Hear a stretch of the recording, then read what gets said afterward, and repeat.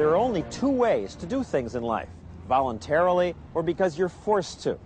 Government's the only institution in America that's allowed to use force, that has a legal right to make you do things. And everything government does, every regulation, every tax it imposes, is backed up by force or the threat of it in one form or another.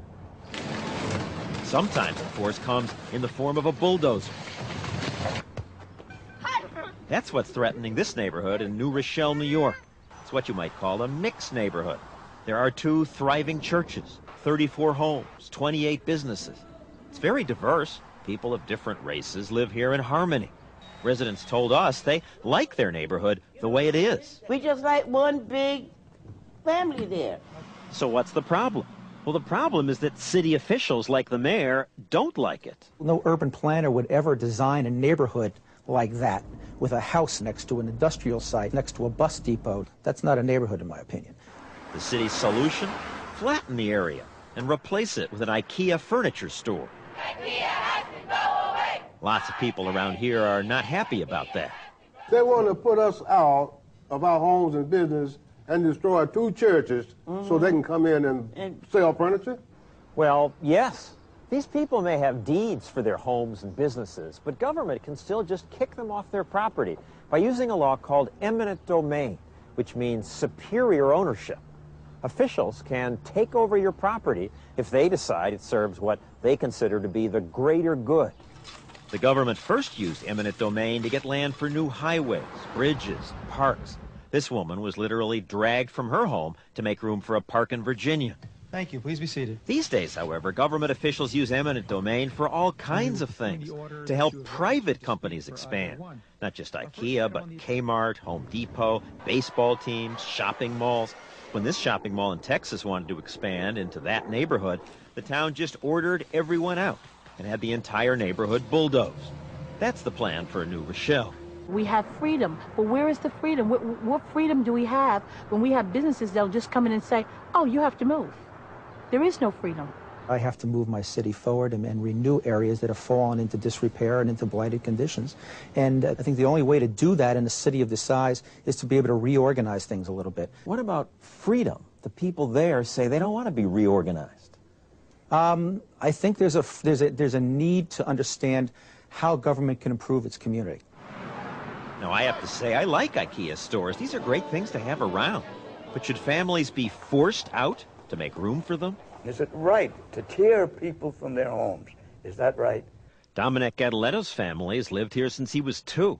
He remembers his mother cooking pasta in the kitchen. In the same plot where his father used to grow tomatoes, Dominic now grows tomatoes. He and his wife Virginia wanted to leave the house to their children. All the memories that I've had all these years. I've been there 67 years. You just don't wipe that away simply because a furniture store wants to come in. This is America? I don't think so. You think of government, you think of government's there to help you. They're not going to help you. When they take your house, that's not a help. They're not just going to take your house, they'll pay you for it. What? Mister, you don't know what you're talking about. She has a point. The city has to pay only what it says the homes are worth. We're just asking them to move to a different site. You're not asking people, you're telling them, move. But we're going to try to find them adequate relocation headquarters.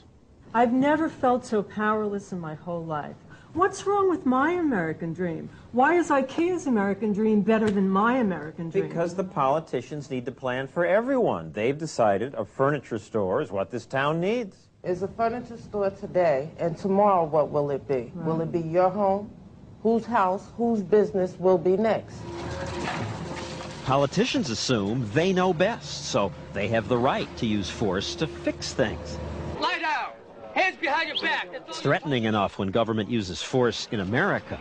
But the really big guns come out when government intervenes overseas. The Cold War may be over, but since then we've still sent soldiers to Somalia, Panama, Bosnia, and 100 other countries in the name of keeping the peace. Sometimes we seem to bomb first and ask questions later. We bombed this factory in Sudan. It's a normal factory. There is no involvement of any army or I any... scoffed when I heard this factory director's claims, but now our government admits at the time weapons were not produced there. Our interventions may even make America less safe, more vulnerable to terrorism, because they tend to make us new enemies. Most recently, we intervened in South America. Today we are called upon to stand for democracy under attack in Colombia. We're getting ready to start a war in Colombia.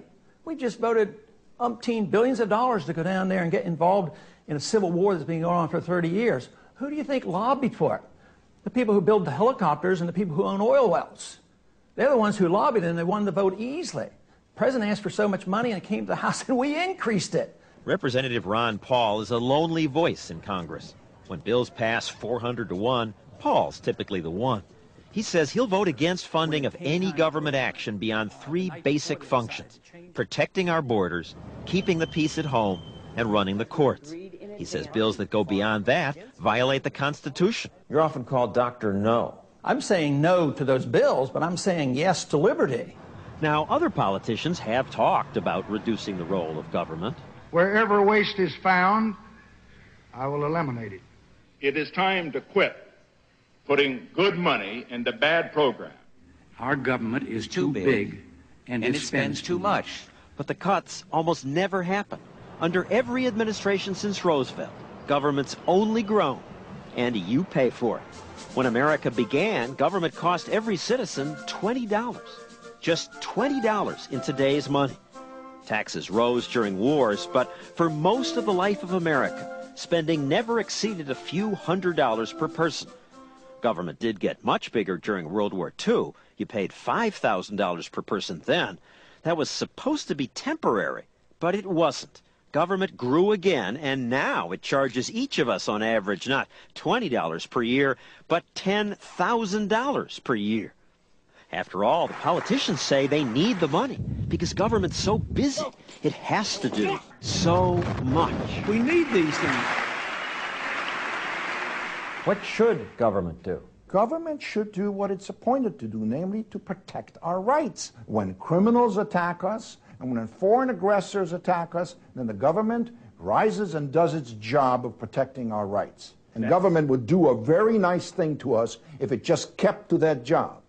And it would do it much better if it didn't do all this other stuff that it's gotten its nose into. Will that ever happen? I doubt it.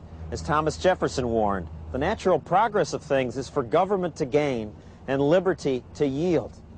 The choice is up to you. That's our broadcast. Thanks for watching. I'm John Stossel. Good night.